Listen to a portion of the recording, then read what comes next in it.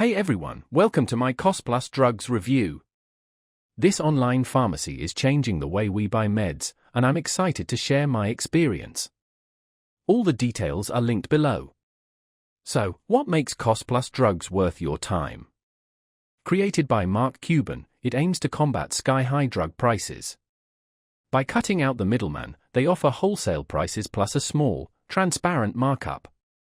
This platform is perfect if you struggle with high prescription costs, are uninsured, or have inadequate coverage. What sets them apart is simple pricing, cost plus 15%, a pharmacy fee, and shipping. No hidden fees, period.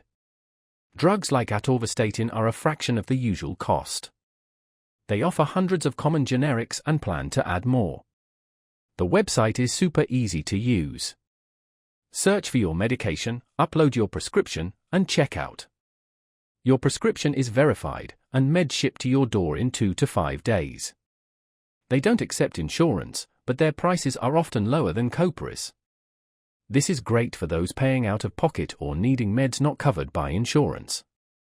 They currently focus on generics, not brand names, but for many, generics work just as well.